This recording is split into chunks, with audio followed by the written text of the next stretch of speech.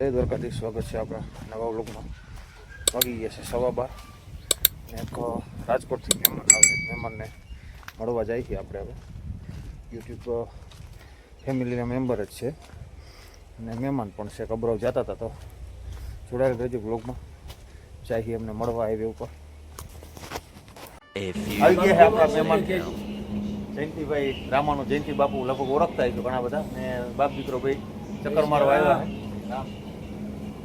જતા હતા કચ્છ બાજુ, તો આપણને ફોન આવ્યો તો આપણા પાર્ટીએ હોલ્ડ કર્યો, ઘડીક એનું કરી ડાયરો.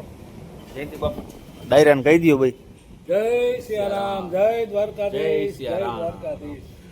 એટલે ઘડીક હું એનું કરી ઘડીક બેસતો. બસ બાપુને એને મોડું થાય, રાજકોટથી આવ્યા છે, પાછું રિટર્ન એ વરવાનું હોય એટલે પછી છૂટા પડશું. તો મહેમાન આપણા આ જ હતા ભાઈ, બાપ દીકરો.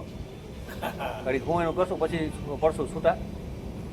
હવે મહેમાનને થાય મોડું એટલે જયંતિ બાપુને અને બાપ દીકરાને ભાઈ દઈ રજા.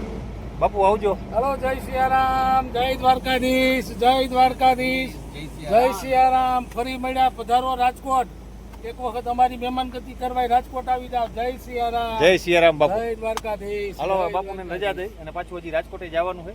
એટલે હવે જશે, પાછા કચ્છમાંથી પાછું રાજકોટ પહોંચવાનું છે. એટલે હવે એને રવાના કરીને આપણે જાય ઘર બાજુ. બાપુ Sitaram. Sitaram, Sitaram. A few minutes later. મહેમાનને રજા દઈને હવે આપણે આવી ગયા ખેતર. એક આટો માર લઈ, નીંદાય એવું થયું છે કે નહીં, એમ ચક્કર માર લઈ પછી જાય બીજા ખેતર.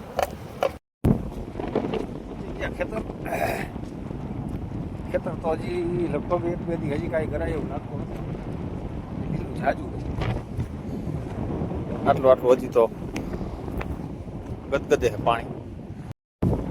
લગભગ 2-3 દી તો લીલાયું નહીં થાય. આ બાજુ તો આમે વધારે લીલું હોય છે. ઉપર હવે હોય એવું સાચું થોડાક લગી જાતા આવ્યું. લગભગ તો નહીં હોય 100%, કારણ કે આ ખેતર એ થોડુંક એવું છે, પાણીનો મારો થોડોક આમાં વધારે છે. જો આટલા હજી આમ પગ હાલી તો એ બેહે, ચંપલ પહેરીને હજી હલાતું નથી. ચંપલમાં ગારો આવે, સમજ ગયા. એટલે નીંદવાનું તો બહુ અઘરું પડી જાય હજી. એટલે ટ્રેક્ટર આંકવાનું એમાં રહી ગયું છે. આ 2-3 પાટલામાં ખડ જામી ગયા ફૂલ. આ બાજુ ઓછા હવે રાખેલું છે એટલે ખડ એટલું બધું નથી કાંઈ નીંદવામાં બહુ. પણ હજી 2-3 દીમાં જો વરસાદ ન આવે તો ઠીક છે, ને હજી કામ કરવા નહીં દે આમાં. એટલે આમાં ખડ આ બાજુના પાટલામાં જાજુ છે, ગારો જાજો છે. હજી આવો નવો તડકો ને પવન રહીએ તો જો આમાં એટલું ખડ આ એક પાટલામાં વધારે, બાકી તો ઓછું છે. 2 દી હજી આવો તડકો પવન રહીએ તો નિંદાય એવું થાય છે. હજી ટ્રેક્ટર હાલે એવો કોઈ સંજોગ જ નથી. હજી 2-3 દી, ઓછામાં ઓછા 4 દી જોઈએ. હવે ઓલા ખેતર આટો મારી આવી, નકર હજી 2-3 દી કાંઈ મજૂરનો મેર પડે તો ખેતરમાં કંઈ કામ થાય એવું નથી. અહીંયા થોડુંક સારું છે, જો આ બાજુ થોડુંક ઓછું લીલું છે. એટલે આવું છે હજી કંઈક ખેતરની પરિસ્થિતિઓ. કેટલાયના કપા ભરી ગયા છે, પાણી ભર્યા છે, કામ થાય એવું નથી. કેટલાયને બીજી વાર વાવવા પડે એવું છે. એટલે ઓણનું વરો ખેડૂને મરો છે જાજો. ખેડૂતની દિશા બહુ કપરી છે આ વખતે. બિયારણ બગાડ્યા છે એટલે આ વર્ષ તો ખેડૂતને દેવા નહીં પણ લેવા આવ્યું એવું છે. જોઈએ હવે કુદરતને જે ધાર્યું છે થાય છે. જાય છે હવે બીજા ખેતર બાજુ. ચાલો, પાણી ભર્યું છે, કેવો વરસાદ છે. વરસાદ તો અહીંયા એવો હોય, પાણી ઘણા ભર્યા છે. હજી કામ થાય એવું એમ નહીં. હવે આપણા ગામની પટ્ટી પર આવી છે, બીજા ખેતર આટો મારતા 1 hour later. આવી ગયા છે બીજા ખેતર. નાની કેનાલના કાંઠે છે આપણું પરજીયામાં પાણી ભર્યું જો છે. કામ કરવાનું તો એક કર્યું પણ લગભગ કપાઈ ભરી ગયો છે. આમે લીધું તો જાજુ છે, ગદગદે છે આમ જો.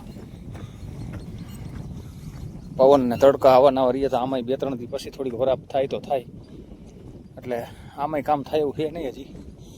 વરસાદની આગાહી છે જ પાછી અત્યારે હમણાં 2-3 દીમાં.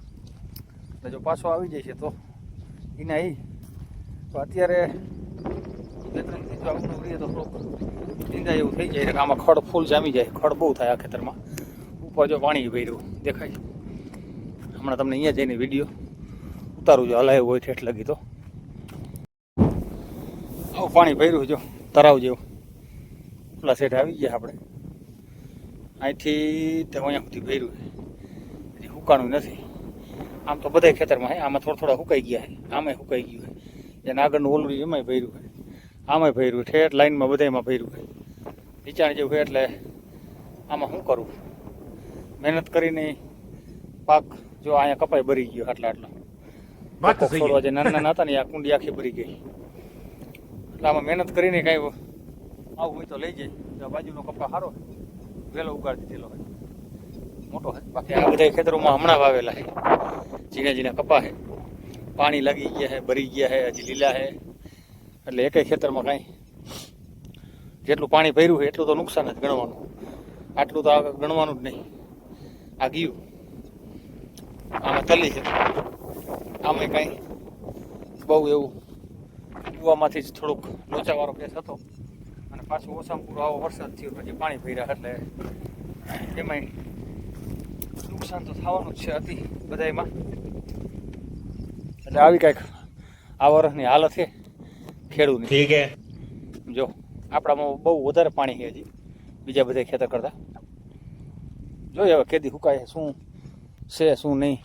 તો બીજા કરતાં ઓવરઓલ આપણે નુકસાન થોડુંક ઓછું છે. બીજા ખેતરમાં હજી એટલું બધું કાંઈ નથી, ઉગી ગયા છે.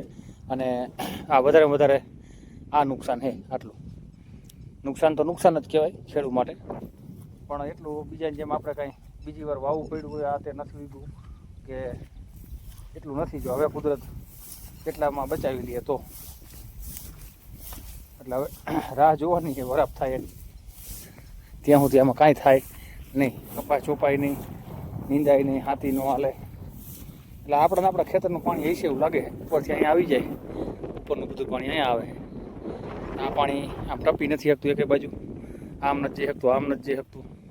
એટલે આપણા ખેતરનું પાણી ભેગું થયું થાય. એટલે રાહ જોઈએ કેટલા દી સુકાય કે વરસાદ આવી જાય પાછો, પછી કાંઈક કામકાજ પૂજે. સારી વાર રાતો મારીને ઘડીક વિડીયો ઉતારીને બેસી અને હવે જાય ઘર બાજુ.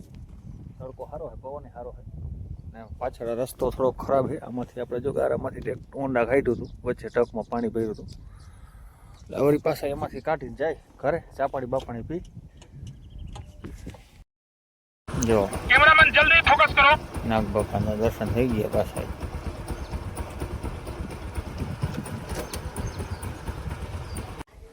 જવાનું પાણી ટેન્કર એટલે પંપે આપણે આવતા અહીંયાથી બહાર કાઢવા. એટલે લારી છોડાવી લે, લારી છોડાવી પછી ખાલી ટ્રેક્ટર લઈને જવાનું. એટલે જઈને પંપે હવે બધી ભૂખની બહાર ભેગી થઈ હું આવી જાવ એમાં મારા ખવડાવે છે. હવે પૈસા ન માગે વિડીયો પૂરો થાય પછી જો આ બધા મોટા ભાઈ બોલતા હવે આ કરતા અરે ભાઈ આ તો પીછે પડ ગયો યાર. મારા કરતા જાજી હું આ દેવામાં જ રહ્યો, મારા ભાગમાં આવી જ નથી. મારા જો વિડીયો પૂરો થાય પૈસા ન મળે. સાચી વાત છે પક્કાની. મોટા ભાઈ કે બોલી એકતા નથી. કોને ખાધી ઓલા રોટલા ખાધી, ગોકાએ ખાધી, ભાણે ખાધી. હા ભાઈ ના દાતા હે અને હીરાભાઈ અમારે દાતાશ્રી છે. 80 રૂપિયા થાય છે પણ 100 લેવાના થાય છે એને. અને આશા રાખે કે મારા વિડીયો પૂરો કરી એટલે પૈસા ન માગે. ના